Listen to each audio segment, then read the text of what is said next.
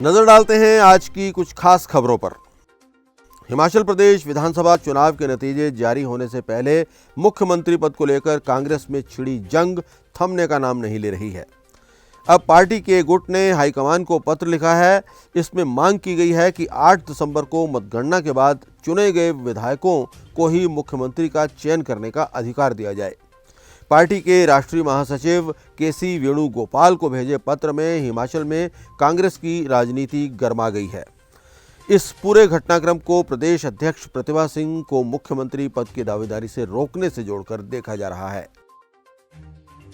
Police constable भर्ती paper leak मामले में चंडीगढ़ में 2 एफआईआर दर्ज होने के बाद केंद्रीय जांच ब्यूरो ने एसआईटी और सीआईडी से पूरा रिकॉर्ड मांग लिया है। सीबीआई की टीमें सोमवार या मंगलवार को हिमाचल पहुंच सकती हैं। हिमाचल पुलिस की एसआईटी ने अब इस मामले की जांच बंद कर दी है। सीबीआई अब नए सिरे से इसकी जांच करेगी। सीबीआई पहले पेपर खरीदने वालों और फिर बेचने वालों से पूछताछ करेगी। इसके बाद गिरफ्तारियां हो सकती हैं।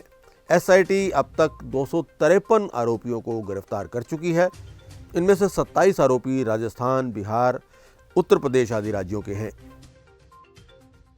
हिमाचल में 8 दिसंबर को मतगणना से पहले भाजपा के राष्ट्रीय पदाधिकारियों की 2 दिवसीय बैठक दिल्ली में होगी।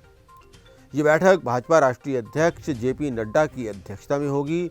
इसमें प्रधानमंत्री नरेंद्र मोदी भी मौजूद रहेंगे। गुजरात विधानसभा चुनाव में वोट डालने के बाद प्रधानमंत्री सीधे बैठक में भाग लेने के लिए दिल्ली आएंगे। बैठक में पार्टी के सभी राष्ट्रीय पदाधिकारियों, सभी राज्यों के प्रभारियों, सह प्रभारियों, विभिन्न मोर्चा के प्रभारियों और सभी महामंत्रियों को बुलाया गया है। बैठक में भाग लेने के लिए भाजपा प्रदेश अध्यक्ष सुरेश कश्यप, भाजपा प्रभारी अविनाश राय खन्ना और सह प्रभारी संजय टंडन सहित संगठन के पदाधिकारी दिल्ली पहुंच गए हैं। एचआरटीसी में सरकारी नौकरी का मौका है। एचआरटीसी की ओर से जूनियर ऑफिस असिस्टेंट आईटी के खाली 130 बड़े पदों पर जल्द भर्ती प्रक्रिया शुरू की जाएगी। परीक्षा करवाने की जिम्मेदारी हिमाचल प्रदेश कर्मचारी चयन आयोग को सौंपी जाएगी। पहले लिखित परीक्षा होगी और उसके बाद इंटरव्यू होंगे। एचआरटीसी में जूनियर अकाउंटेंट के 22 पद भी भरे जाने हैं। हालांकि ये पद भर्ती और पदोन्नति नियमों के तहत भरे जाने हैं। जल्दी ही इसकी प्रक्रिया भी शुरू कर दी जाएगी। और ये एक अच्छी खबर है आइस स्केटिंग के खिलाड़ियों के लिए। शिमला के लक्कड़ बाजार में एशिया के पहले open air ice skating rink में बर्फ जमने लगी है। इसके साथ ही खिलाड़ियों के लिए रजिस्ट्रेशन भी ओपन कर दी गई है। 10 दिसंबर तक रिंक गेम्स के लिए तैयार हो जाएगा। 12 दिसंबर से विंटर गेम्स शुरू हो जाएंगी और ये फरवरी तक चलेंगी। आइस स्केटिंग रिंक की खास बात यह है कि इसमें प्राकृतिक रूप से बर्फ जमाई जाती है। कीरतपुर नेरचौक 4 लेन की अप्रूव्ड रोड अलाइनमेंट में केंद्र सरकार की अनुमति के बिना बदलाव करने के मामले में राजस्व विभाग के संयुक्त सचिव सुनील वर्मा ने 15 दिन में मंडल आयुक्त मंडी से जांच रिपोर्ट तलब की है। संयुक्त सचिव ने मंडल आयुक्त को आदेश दिए हैं कि रोड अलाइनमेंट में बदलाव के लिए राजस्व विभाग के जिम्मेदार अधिकारियों की सूची बनाकर तथ्यों के आधार पर छानबीन की जाए और 15 दिन के अंदर रिपोर्ट दी जाए। इसके बाद संयुक्त सचिव राजस्व वन विभाग के प्रधान सचिव को रिपोर्ट सौंपेंगे। वन विभाग इसे पर्यावरण मंत्रालय को भेजेगा। केवाईसी फॉर्म न भरने पर हिमाचल प्रदेश के 2,75,000 किसानों की सम्मान निधि अटक गई है। केंद्र सरकार ने इन किसानों और बागवानों के खातों में 12वीं किस्त जारी नहीं की है। इन्हें फॉर्म भरने के लिए 15 दिसंबर तक की मोहलत दी गई है। फॉर्म भरने के बाद ही बैंकों को इन किसानों का पैसा जारी किया जाएगा। प्रदेश में 9 लाख किसानों बागवानों को इस योजना का लाभ मिल रहा है।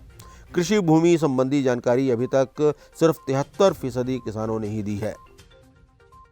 बीडीएस के लिए 2 बार की काउंसलिंग के बाद डेंटल कॉलेजों में 50% सीटें खाली रह गई हैं। अब इन सीटों को भरने के लिए अटल मेडिकल एंड रिसर्च विश्वविद्यालय की ओर से अंतिम राउंड की काउंसलिंग करवाई जाएगी। विश्वविद्यालय के अनुसार विभिन्न कॉलेजों में करीब 1116 सीटें खाली बची हुई हैं। इनमें सबसे अधिक सीटें Himachal institute of dental sciences Paonta Sahib में खाली हैं। इस संस्थान में कुल 100 सीटों में से 47 सीटें खाली हैं। इनमें एचपी कोटे की 38 और मैनेजमेंट कोटे की 9 सीटें बची हुई हैं।